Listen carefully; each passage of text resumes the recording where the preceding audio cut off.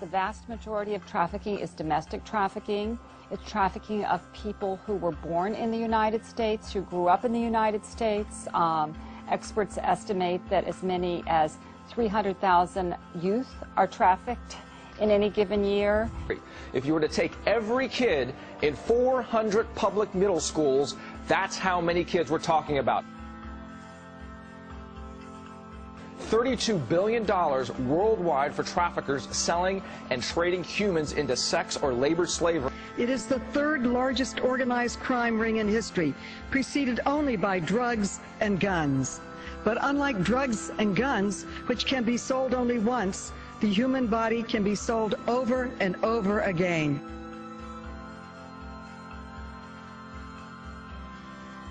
The average age of first exploitation is young girls 12 to 13 years of age. Most people who end up in prostitution start out as children. And it's very similar to domestic violence relationships, where it's hard to understand why that wife won't leave her husband, beating after beating after beating. And there's a trauma bond, and there's an emotional bond, and there's the psychological bond is so strong that it affects, you know, the decision making of whether to leave and whether to stay. You know, I think about this picture. That day I probably slept with maybe 20 to 30 men. If you get an older guy, younger girl, that's usually what happens in that situation, and they manipulate and control them. The general public fails to realize that it started somewhere. She wasn't born that way.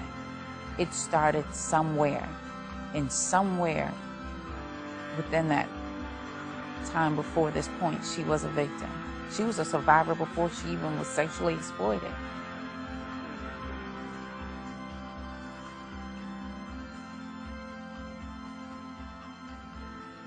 But the usual treatment the children get when arrested is either jail time or probation. We say that this child is a victim, and yet we send her to jail. Somewhere along the line, there's something wrong with that. Young people that we serve have been incarcerated and charged as an adult under the age of 16. And so they have this lengthy 15, 20, 30, 40 arrests, both as a juvenile and as an adult, for prostitution. And so when they go to apply for public housing, they're not eligible for that. When they go to do certain employment, that pops up in their background. Her Johns and pimps were criminals. Her criminal record failed to acknowledge that she was a victim and prevented her from moving forward and contributing in her life. But they don't always get the support they need because they are seen as just a prostitute. So the girls psychologically start to see their captor, who has repeatedly raped them, to break them in, as they call it, as a necessary friend. Oh, they befriend you. They try to be your friend, tell you to go to school until you gain that trust, and then they manipulate a situation. I didn't choose to stay in the life so I could sell my body. I chose to stay there because I wanted to be with a man that I thought loved me. I wouldn't even speak to the police because my mind was so brainwashed. These are some of the most brutalized and victimized human beings among us. If I could go back, you know, just in magic, and go back and somebody would have walked up to me and say, "Why are you doing this?" And I can honestly, the honest factor would come out of my gut, I would probably say because I'm hurting inside. Oh, the worst part was not being loved and to feel isolated and alone my whole life. There are people all around, and I didn't have a single friend or teacher or anybody that I could tell.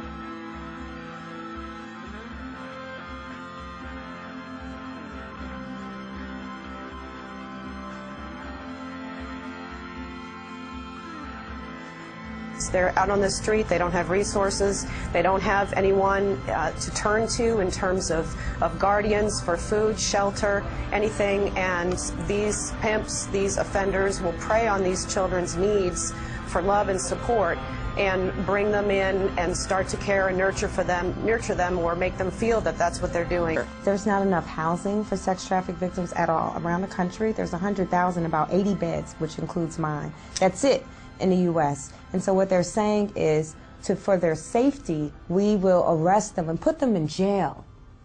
organizations helping them collectively have fewer than 100 beds to address the needs of an estimated 100,000 young children each year. As more safe houses and shelters are needed to get these kid sex slaves away from the pimps and into nurturing environments.